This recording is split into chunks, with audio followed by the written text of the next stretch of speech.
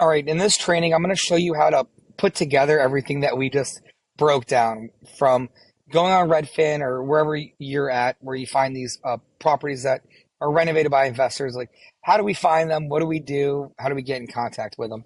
Well, remember in the previous video, we did the search on Redfin. We found the target zip code. We typed it in and we looked for the renovated home. And this one popped up. It was the only one, but it was clearly done by an investor. You can tell just by the finishes and just how it's not owner occupied. And now we're going to connect the dots. And part of connecting the dots is piecing together the process what we just went through. The first one was the auditor website and the Secretary of State website. And you should have both of those saved on your browser right now so they're easy to reference. Now, we've identified this. Next thing we want to know is who's the owner? Who actually owns the house? Well, lucky for us, that's what that's what the auditor site tells us.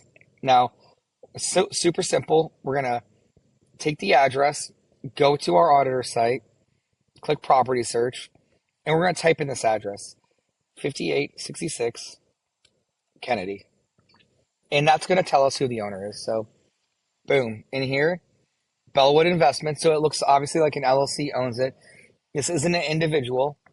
It's an LLC. And remember, we look at LLCs like people. They have their own personalities, their own identification number. They're its own entity. So this entity is owned by Bellwood Investments. Now, this is interesting for a couple of reasons. The first one is I noticed that they're from California. So they're investing here in Cincinnati. And the second thing is if I can get a hold of these people, I could potentially have a really, really great cash buyer because I'm going to use this tool, the auditor site here in a second, to see exactly how active of buyers are these people. Do they have just this one? Do they have two? Do they have 20? I want to find out. Like, let's look and see before I dig into finding out how I can get a hold of them. So I'm going to go do this. I'm going to highlight Bellwood Investments. I'm going to copy it. Then I'm going to start a new search, open a new link, and I'm going to search by owner because I want to see what exactly they have. So I'm going to go in here and paste Bellwood Investments. And it looks like they have two properties. So not a super active investment group, but there's a couple properties and they're cash buyers. So that's interesting. I want to know who's behind it. I want to see how I can be of service as a wholesaler to them, right? Like, what's your buy criteria? What do you look for? And these are all things that we get into in future trainings about when we're talking to the investors. Right now, I just want to get in touch with them. Like, how do I get in touch with them? Well, now we have their name. The next site that we're going to go to is the Secretary of State. I want to find out who registered this company, who put it into existence. And we do that by looking at the Secretary of State. So we're going to go to our business files and we're going to do a business search. Click business search, and I'm going to type in the business name. Bellwood Investments. Search. It's a foreign limited company. Basically, that just means it's not, it wasn't started in Ohio, so it's foreign to Ohio. It was founded in California. No big deal. It doesn't really matter to us at all. But we'll click show details. And what this is going to show us is a few different things. Right here, an agency that registered it as the statutory agent.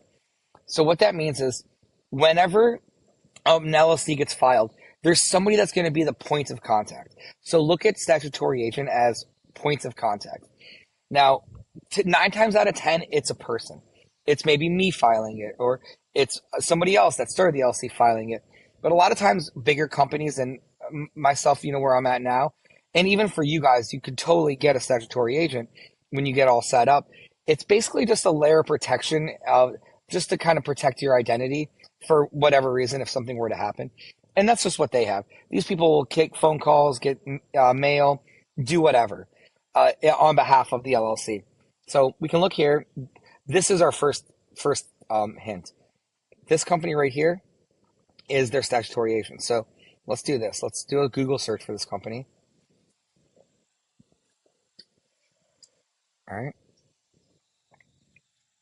All right, awesome. See like what they do. It's a law firm, right response. So that's really, really typical for them to be a statutory agent. And one of my first calls would be to them. Let's see here what they do. Contact us. But now let's go click here for information.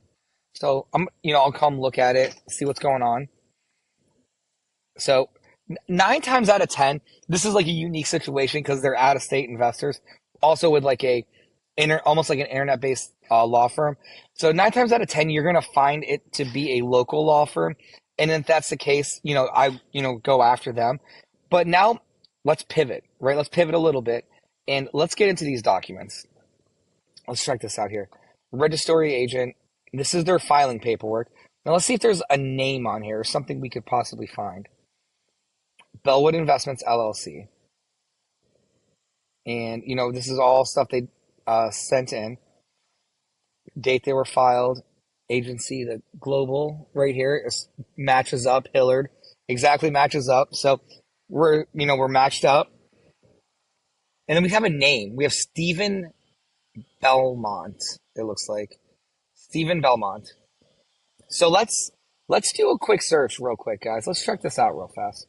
So I'm just going to Google Bellwood Investments, Stephen Belmont.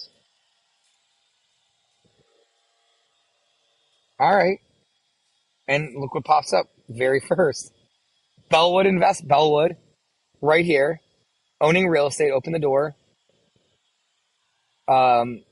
Clearly they do real estate. I'm fairly confident at this point this is going to be the same one, but let's look a little bit further. Step 1, partner, joint venture, 20% pro cost. Cool. So they raise some money to get investors for houses. So let's click under contact us and see what that looks like. Contact us. All right. There's that. Let's look here. Resources.